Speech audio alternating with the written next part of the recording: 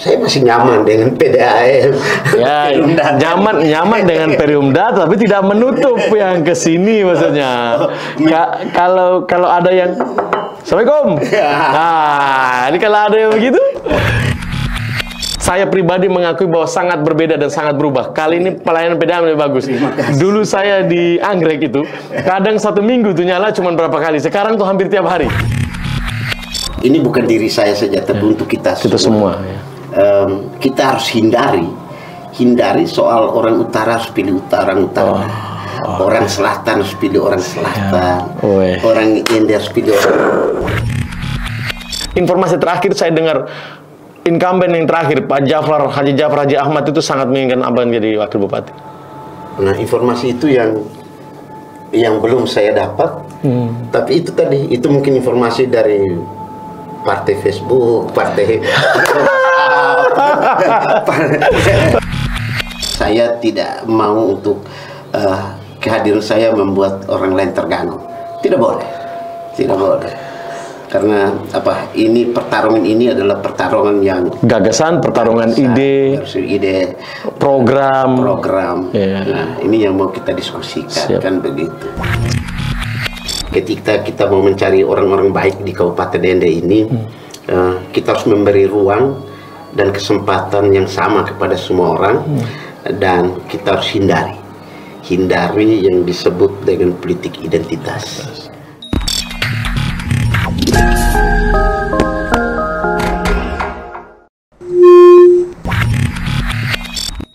Halo Sobat Milenial, bersama saya lagi MSPR di Millennial Spirit Channel, podcast Positive Room. Kayaknya untuk menjawab keinginan daripada teman-teman Millennial Spirit semua yang sudah memberikan komentar untuk menghadirkan sosok wakil bupati idaman. Kayaknya kali ini saya ditemani calon wakil bupati yang namanya sering disebut-sebut. Kak, silakan Kak mempertanyakan. Kak, silahkan memperkenalkan diri Kak. Oke. Baik, selamat malam, salam sejahtera untuk kita semua. Sahabat milenial yang baik hati, di malam hari ini saya diundang. Saya terima kasih. Siap. Saya diberi kesempatan untuk berdialog dan berdiskusi dengan Dayadin. Ya, nama saya Justinus Sani. Sekarang saya Direktur Perumda Tirta Kelimutu yang sering disebut dulu PDAM. Mungkin perkenalan awal kita begitu aja dulu ya. Siap, Sobat Milenial. Jadi penasaran lah buat sahabat milenial. Bisa semua. Begitu deh ya. Siap. Oke, Sobat Milenial, ini kayaknya kita akan banyak berdiskusi nih kayaknya Sobat Milenial dengan saya panggil KAE, tapi saya panggil Abang saja biar lebih kesannya lebih muda juga begitu. Nah, Abang, ini tadi Sobat Milenial, Abang sudah memperkenalkan diri sebagai Dirut Perumda Tirta Kelimutu ya. Nah, itu merupakan perusahaan pengelolaan air minum daerah untuk di Kabupaten Ende. Jadi mungkin ini kayaknya saya harus tanya ini dulu sebelum tanya ke yang sebelah sana. Karena tanya yang sebelah sana itu berat-berat semua. Saya tanya duluan yang Tirta ini dulu nih. Kalau kita diskusi yang ringan. Ringan saja. Karena baru lihat saya dengan KS saja banyak yang sudah rasanya berat-berat begitu jadi.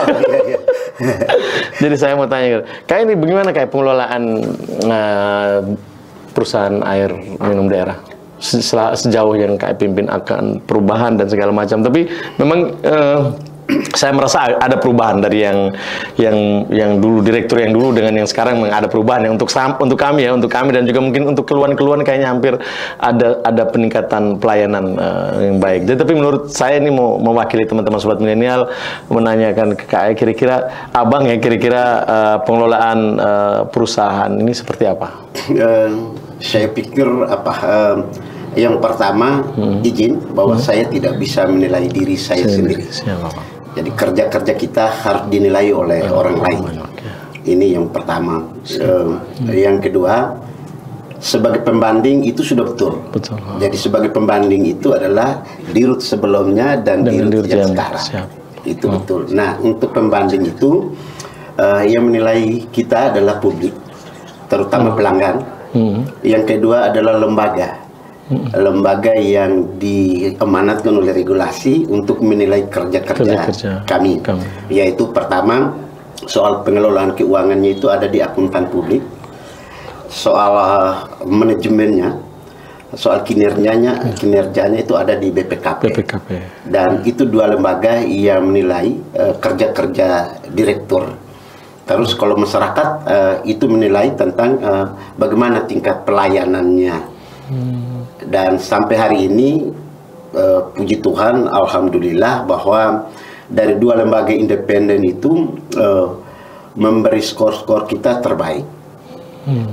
Dalam catatan belum mendapatkan keuntungan, tetapi bahwa dari tingkat pelayanan dan lain-lain sudah memenuhi standar-standar itu. Nah, dari sisi masyarakatnya, karena saya sendiri ada alat ukurnya, yaitu Facebook Group, WA Group, dan juga nomor-nomor kontak pribadi yang didistribusikan dan bahkan ditempel di loket-loket pengaduan. Sebagai pengaduan itu ya, sebagai layanan pengaduan. Saya membuka peluang dan ruang itu. Dari periode pertama, tahun pertama, memang intensitas pengaduannya sangat tinggi. Tetapi mulai hari ini, dari kemarin yang kita targetkan sekitar 70% tingkat intensitas pengaduan, hari ini sudah tinggal sekitar 5-10%. Nah, ini yang bisa saya gambar dan terukur. Ya. Tidak dalam, karena lembaga independen yang memberi penilaian terhadap itu. Mungkin untuk kerja-kerja saya itu 100% tidak mungkin, karena memang persoalan perusahaan itu tidak semata-mata urusannya adalah pelayanan, tetapi urusan dia adalah manajemen pengelolaan secara komprehensif, sehingga belum bisa memenuhi 100% untuk kepuasan pelanggan ya. Pelanggan. Mungkin itu paling tidak dapat meminimalisir pengaduan lah dari yang 100% bisa jadi ya sekitar 20%, 10%. So milenial ini mungkin lihat kostum kami ini kan habis dari lapangan tadi, habis dari stadion, terus di sebelah ada Pak Dirut, saya bilang Pak Dirut lah sempat datang nongkrong-nongkrong, lihat-lihat, memberi support untuk adik-adik yang sedang berlatih ya sepak bola. Nah terus ini Pak Dirut, kayaknya langkah yang mungkin nanti diambil oleh Abang selaku Dirut PDAM ya, Dirut PDAM Tirta terkait dengan pengembangan perusahaan ini untuk bisa lebih bagus lagi. Mungkin kira-kira yang dibutuhkan oleh Abang kira-kira apa? Sehingga PDAM di Kabupaten Ende ini dalam melayani konsumen atau melayani semua kebutuhan pelanggan air di Kabupaten Ende ini bisa terpenuhi atau bisa terrealisasi. Kira-kira butuhnya apa saja kira-kira yang belum? Yang diharapkan oleh Abang sebagai Dirut? Ya, khusus untuk Kota Ende, memang di perusahaan itu sudah ada yang disebut dengan business plan, perencanaan bisnis untuk 5 tahun. Tetapi itu perencanaan perlu di backup dengan penganggaran. Nah, penganggaran perusahaan itu sangat terbatas dan perlu ada support. Ada support modal usaha dari pemilik, yaitu pemerintah daerah atau bupati. Nah, rencananya untuk Kota Ende ini 100% terlayani. Berarti kita harus menambah sumber-sumber reservoir. Karena dalam catatan kami ini desain konstruksi jaringan ini kan dari 30-25 tahun sebelumnya, bahkan ada yang 50 tahun sebelumnya. Dan dalam pemetaan waktu itu tidak berpikir bahwa ada urban yang membuat masyarakat kota ini semakin bertambah ya perhitungan, dan wilayah pengembangannya semakin luas. Nah, ini kesulitan kami untuk pengembangan infrastruktur jaringan. Sehingga pilihannya adalah untuk melayani masyarakat kita di seputar Gunung Meja, Paung Panda dan sekitarnya, berarti harus bangun reserve 1 minimal 2000 kubik 2000 kubik air lah. 2000 kubik yang harus kita siapkan. Hari ini menunggu untuk melayani sekitar Unflor dan sebagainya, itu sudah ada reserve 1000. Tetapi itu belum mencukupi untuk ada perluasan wilayah, pergeseran. Kemarin penduduk kita dari Unflor ke bawah. Tapi sekarang bahkan pemukiman kita mungkin sampai Yadin bisa lihat ke atas itu. Iya, benar. Padat semua. Ya, padat. Jadi kita mencoba untuk desainnya 25 tahun.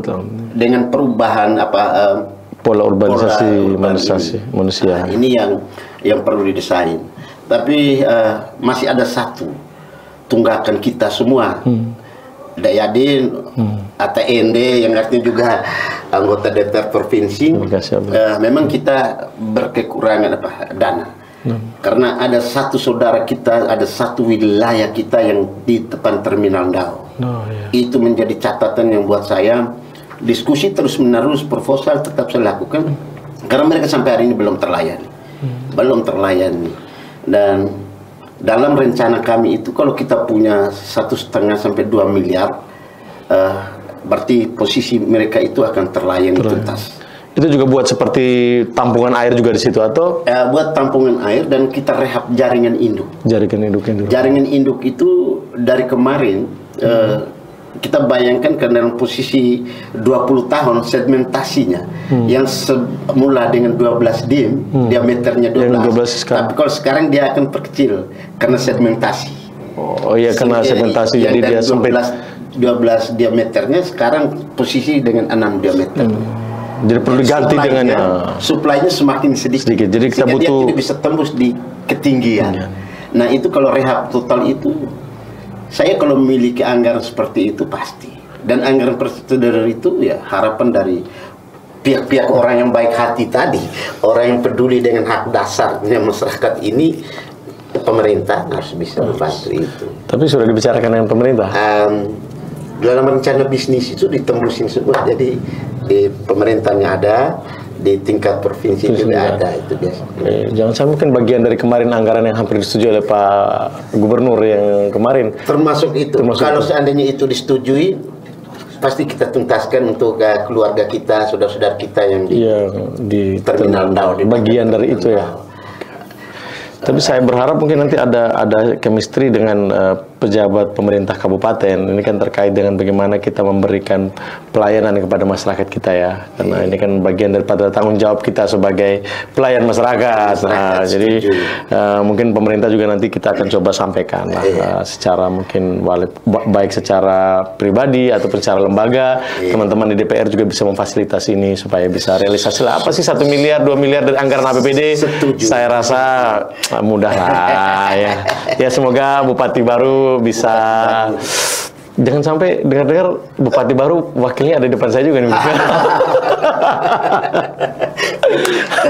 Kalau dengar, melihat dan apa namanya menyaksikan, saya pikir ya banyak juga yang berdiskusi tentang itu dan begitu. Kita amini saja. Jadi begini ya, kalau kita punya prestasi sebagai seorang politisi, kita lahir dan dibesarkan oleh organisatoris dan kita bekerja dalam politisi, kita masih mampu dan kita masih sanggup, dan kita juga diberi kesempatan untuk maju dan kita punya peluang itu, kenapa kita tidak mengambil jalan itu? Apakah itu menjadi sesuatu yang tabu untuk kita, atau mungkin ada yang beritahu sudahlah KMA ganti biar sudah kami sudah. Wah, ini bahaya. Nah, ini nanti akhirnya karir berpolitik kita bisa mandek. Siapa tahu lah, mungkin saya ya siapa tahu dari Direktur PAM, PDAM, Tirta, yang memang di posisi ini saya mengakui secara pribadi, saya tidak tahu secara penilaian secara lembaga independen. Saya pribadi mengakui bahwa sangat berbeda dan sangat berubah. Kali ini pelayanan PDAM lebih bagus. Dulu saya di Anggrek itu, kadang 1 minggu tuh nyala cuma berapa kali. Sekarang tuh hampir tiap hari. Tidak pernah berhenti-berhenti, cuman paling mungkin ada gangguan atau mungkin ada hujan yang airnya coklat, baru mungkin ada selang-seling waktunya. Tapi sejauh ini ya so far so good, dan airnya bisa jadi. Jadi kalau sudah punya prestasi seperti ini, kenapa tidak kita menuju ke level yang lebih bagus? Siapa tahu ya jadi wakil bupati. Saya selalu menjawab amin. Amin. Ya. Karena doa. Ya. Ketika ucapan-ucapan semua orang itu kan bagian dari doa. Terus yang berikut, naluri sebagai politisi ada. Iya. Naluri sebagai politisi ada, tetapi kita harus terukur. Ya. Bisakah kita menuju ke sana? Bagaimana proses untuk ke sana, kan begitu. Sehingga ini semua tidak berdasarkan perasaan, tapi berdasarkan realita. Yang tadi yang Dayadin sampai saya pernah dengar, saya baca, saya ikuti, ya itu kan realistis.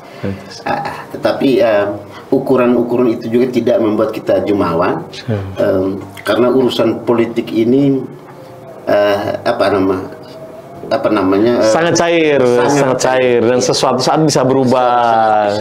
Jadi tidak mungkin di sini terus, pasti dia akan itulah dinamis. Dia sangat dinamis. Karena begini kan, ini maaf nih, saya dari PDAM saya sudah berarah ke politik ini kan.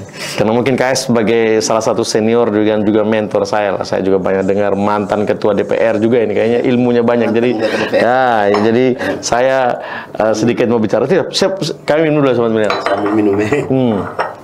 Oke, ini kita beralih ke masalah politik. Ini kan isu-isu di Kabupaten Ende sekarang kan lagi hot-hot nih kan. Hot. Jadi terkait dengan selesainya pileg kemarin sudah mulai ada gencar-gencar nama untuk maju bursa bupati dan wakil bupati.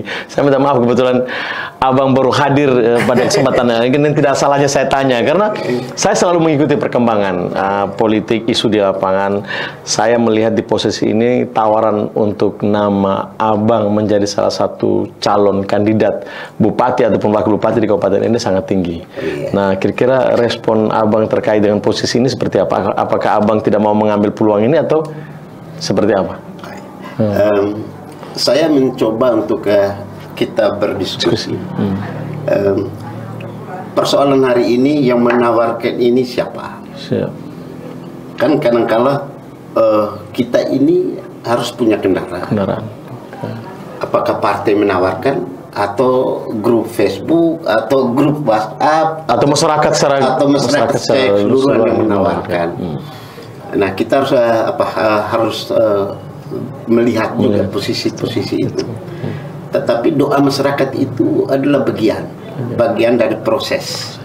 Kalau memang masyarakat menghendaki seperti itu, terus partai-partai politik yang punya hak untuk mendorong itu, kenapa tidak? Kan begitu. Kenapa tidak? Tapi sekali lagi saya sampaikan, posisi sampai hari ini saya nyaman dengan urusan PDAM atau Perumda Tirta Kilemutu. Karena urusan ke sana itu tadi ada beberapa syarat-syarat tadi yang sudah saya sampaikan. Kita menunggu. Kita menunggu. Tapi tidak menutup kemungkinan untuk tidak kan? Kalau seandainya ada yang sangat tidak mungkin menutup kemungkinan. Sangat tidak mungkin. Karena saya sudah sampaikan bahwa naluri sebagai politisi, kecuali dia sudah tua sekali, sudah berumur sekali. Sudah tua pun nalurinya masih ada. Tetapi hanya terbatas usia mungkin dia. Iya.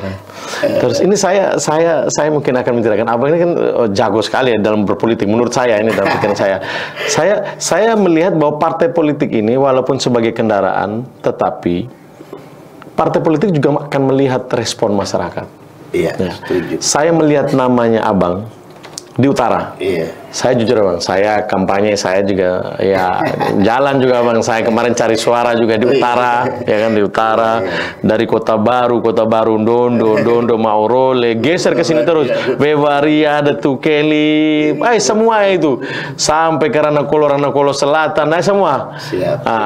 Saya melihat masyarakat di utara ini membutuh figur pemimpin untuk di utara. Siapa tahu ya, saya mendengar saja sih karena saya kampanye katanya, Abang ES itu musuh laki kami, orang besar di kami, apalagi kalau di Dondo itu ya, semua akan menyebut nama ES. Jadi mungkin ada satu keinginan besar dari masyarakat di keluarga besar kita yang ada di utara yang menghendaki, siapa tahu mungkin ada putra daerah mereka di sana untuk maju, karena harapannya mereka ini besar. Justru utara ini besar Abang. Nah, kalau mereka berharap untuk Abang bisa maju, pasti partai-partai akan menerima, karena partai tidak mungkin dia berjalan sendiri. Wah, kalau seandainya tidak ada opini dari masyarakat, bagaimana dia bisa memunculkan kader? Itu kan benar kan? Nah, jadi kalau masyarakat sudah menginginkan, saya rasa tidak akan kita bilang tidak kalau seorang Abang Yusri Nusani akan maju sebagai bupati atau wakil bupati di Kabupaten Ende. Setuju saya, setuju. Tetapi itu tidak menjadi dasar. Itu menjadi dasar. Kalau sebagai embrio, ya. Iya. Sebagai embrio. Ini bukan diri saya saja, tapi untuk kita semua. Ya. Kita harus hindari soal orang utara harus pilih orang utara. Orang selatan harus pilih orang selatan. Orang India harus pilih orang lior. Siap. Tapi kalau beberapa informasi yang Dayadin mendengar sendiri itu bagian dari embrio. Nah, embrio ini besarnya harus keluar. Tidak boleh main di situ. Ya, tidak bisa kita main di situ lagi. Karena kita ke depan itu bukan untuk memimpin orang utara saja, tapi seluruh Kabupaten Ende. Tapi harus seluruh Kabupaten Ende. Dan tadi saya sudah bilang saya setuju, tetapi tidak setuju kalau ini hanya dari utara. Kan begitu. Masa orang selatan, orang Ende tengah, dalam kota, bagian barat dan lain sebagainya. Ini juga perlu sehingga saya sekali lagi sepakat dengan beberapa partai yang konsen dengan survei. Saya setuju itu. Kita konsen dengan survei. Kalau di sana mayoritasnya iya ya, karena memang saya orang dari sana. Tetapi apakah saya diterima atau tidak? Ini bukan untuk diri saya saja, tapi untuk semua kita yang atau sahabat-sahabat kita yang mau bertarung itu. Kalau itu saya setuju. Saya setuju. Tapi ini saya mau langsung ke masalah yang lebih inti ini. Sudah tadi sudah inti. Ini lebih inti lagi, abang. Abangnya, kira-kira sudah ada berapa orang yang minta lamar abang untuk jadi wakil bupati? Sampai hari ini belum ada. Sampai hari ini belum ada. Tapi di media itu banyak sekali. Di media ini kan saya sudah bilang ini juga bagian dari orang-orang baik. Orang-orang baik yang menginginkan supaya orang-orang baik juga untuk berada di posisi itu. Kebaikan ini bisa dalam posisi dalam tanda petik ada yang selalu mengkritisi kita, ada selalu membuka tabir-tabir kita, ada yang memuji, ya, ada yang menyanjung. Itu adalah orang-orang baik. Jadi kita terima saja itu. Tetapi persoalan hari ini adalah ya kalau saya ini kan menunggu karena yang namanya yang digadang-gadang seperti itu kita sifatnya menunggu. Syukur-syukur kalau ada yang datang. Kalau yang tidak datang itu juga bagian dari doa kita semua sehingga saya jalan Tuhan kita ya. Jalan Tuhan.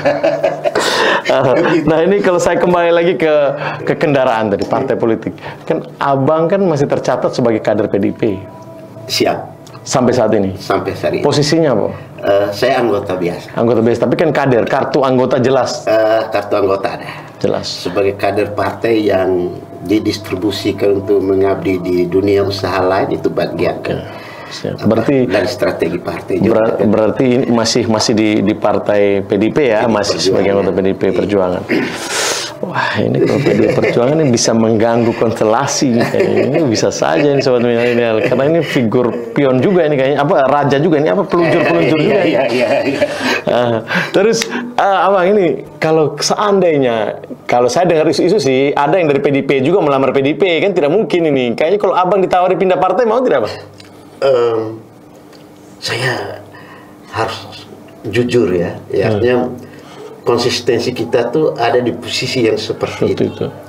Kita ini mau merebut kekuasaan atau mau menjaga harga diri dan konsistensi. Dan begitu. Kalau mau merebut kekuasaan silahkan kita loncat dari sini ke sini dan seterusnya. Tidak masalah begitu. Nggak boleh. Tidak boleh. Tidak boleh. Kita harus tetap konsisten. Masalahnya abang, saya langsung jujur, kalau abang tetap di PDIP, informasi terakhir saya dengar incumbent yang terakhir, Pak Haji Jafar Haji Ahmad itu sangat menginginkan abang jadi wakil bupati. Nah, informasi itu yang belum saya dapat. Tapi itu tadi, itu mungkin informasi dari partai Facebook, partai. Ini langsung saya tidak punya pertanyaan lagi. Kalau sudah bicara partai Facebook, partai WA, atau partai Instagram, partai-partai yang tidak punya hak sama sekali untuk mencalonkan. Jadi biarkan mereka rame. Tapi sekedar informasi saja bahwa rapat partai DPC sudah memutuskan, sudah mendorong.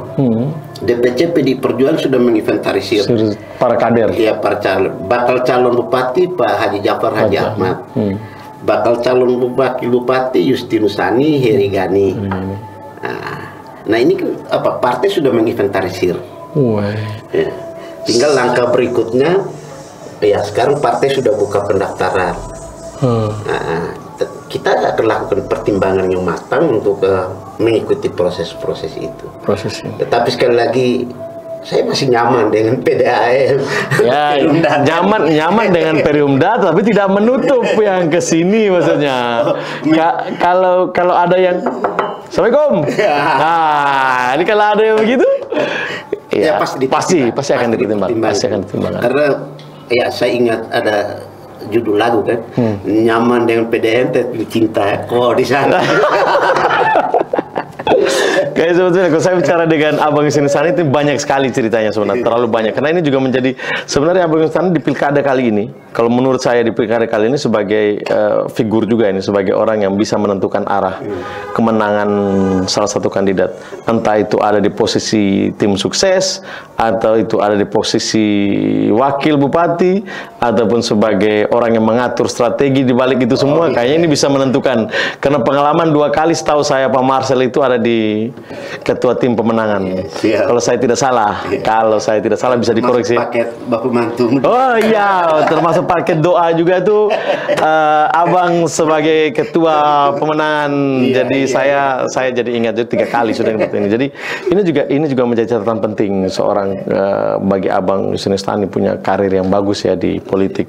Makanya saya mengatakan ini agak gampang susah ini. PDP sudah 5 kursi, tinggal tambah 1 biar Pak Jafar dengan Pak Justinus maju. Wah, ini kuat juga ini paket ini nih. Kalau ini jadi, minta maaf Pak Jafar Haji Ahmad, tapi kalau memang dengan Pak, wah ini jadi ini kayaknya nih. Ini wah sangat mengganggu konstelasi Pak Erik Rede juga ini. Terus sangat mengganggu konstelasinya Bapak Lori juga ini kayaknya. Aduh. Enggak. Jadi saya sedikit tidak setuju. Jadi sebagai politisi tidak boleh ada rasa terganggu atau apapun. Ini tidak boleh. Ya, kita punya hak yang sama. Kerja dengan urusan kita. Siapapun yang mau bertarung itu menjadi mitra kita. Jangan sampai ada yang merasa terganggu. Itu tidak boleh. Sebagai politisi saya pesan itu. Ideologi kita adalah ND ini harus ada loncatannya dan harus lebih baik dari hari ini. Itu aja, kan begitu. Saya sudah belum habis saya berpikir, tapi kakak sudah potong, abang sudah potong saya. Saya jadi biar senior nih, saya mengalah. Tapi tadi sempat Yadin menyebut nama-nama itu, saya pikir jangan saya tidak mau untuk kehadiran saya membuat orang lain terganggu. Tidak boleh. Karena ini pertarungan ini adalah pertarungan yang gagasan, pertarungan ide, program. Nah, ini yang mau kita diskusikan. Kan begitu. Tadi kayak Dr. Domi kita ajak proses bersama dengan kan saya menyebut saya menyebut nama-nama seperti Pak Dr. Domi, Bapak Lori mungkin, terus Pak Eri, kan mungkin karena nama-nama sudah sering disampaikan di media dan bukan menjadi rahasia lagi, ini sudah menjadi informasi di publik. Tapi dengan munculnya nama saya tidak membuat mereka terganggu, tidak boleh. Ya harusnya begitu, karena kita seorang politisi itu kan pasti bertarung. Siapapun yang akan maju juga dengan kita, bagi kita tinggal mengadukan ide dan gagasan kita, program-program yang ditawarkan. Pastinya ini kan pasti ada segala macam risiko dan konsekuensinya gitu. Kalau kita mau main aman ya sudahlah, di Periumda saja lah kita harus air. Tapi kalau saya lebih enjoy jadi ketua tim.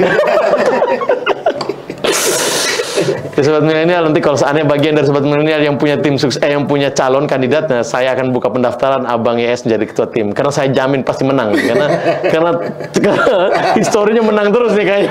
Kalkulator itu menang terus itu gitu ya. Ya mungkin itu yang diharapkan oleh ada beberapa kandidat. Saya tidak sebut kandidat, ada 1 atau 2 kandidat yang berharap bahwa Abang ada dalam posisi sebagai tim pemenangan. Pasti ada lah, saya juga dengar informasi, tapi biarlah ini menjadi bola yang selalu terus menggelinding terus kemana, karena menggelinding, kita tidak tahu kemana dia akan berhenti. Bukan bola panas ini. Ya bukan ini bola es saja, dingin jadi jalan tuh bola es itu Abang, jadi sehingga tidak memanaskan suasana dan situasi. Intinya siapapun yang ikut maju pilkada, semua adalah kader terbaik dari Kabupaten ND.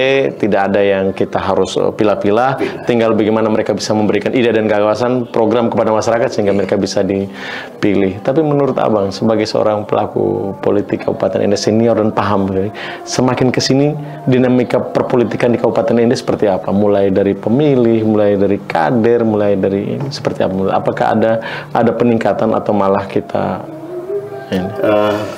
Dalam bentuk apa? Suasana politik kita, dinamika kita berpolitik, cara memilih, begitu. Pasti dia akan selalu cair sampai di penghujung. Dia akan selalu cair. Karena politik ini sangat cair, sangat ideal. Yang kita harapkan bersama bahwa ada pergeseran itu, tapi tidak dalam pergeseran ideologis. Iya.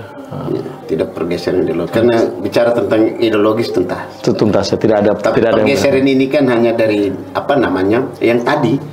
Saya tidak setuju kalau saya diterima hanya dari utara. Semua harus terima. Kita harus diterima semua karena kita menjadi pemimpinnya Ende.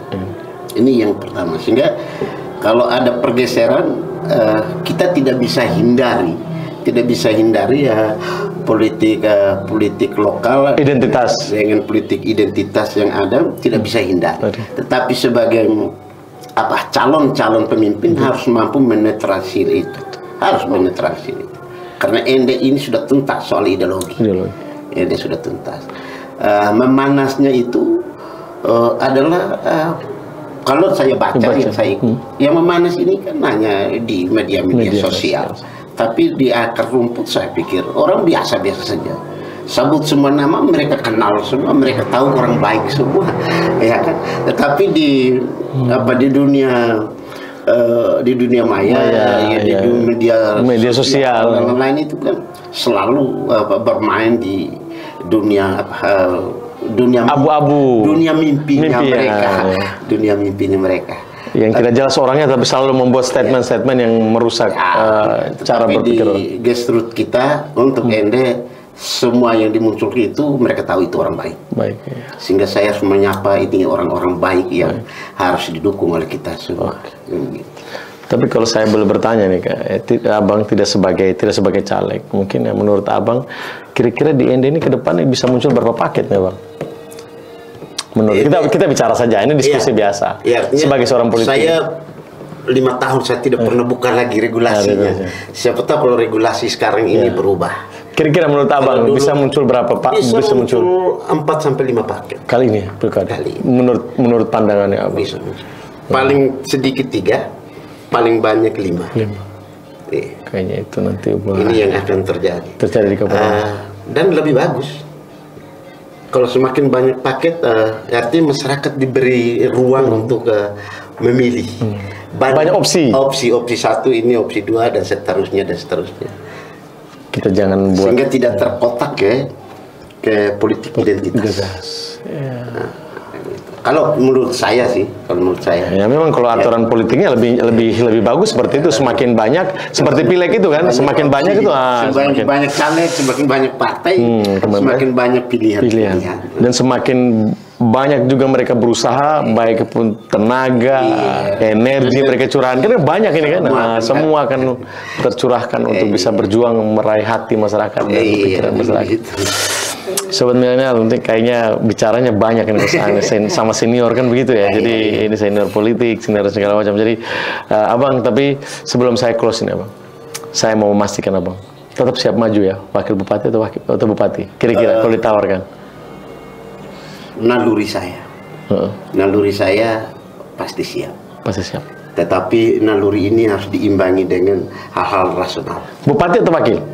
Bupati boleh. Wakil boleh. Kan begitu. Sebetulnya kayaknya tapi dengan catatan harus rasional. Harus terukur.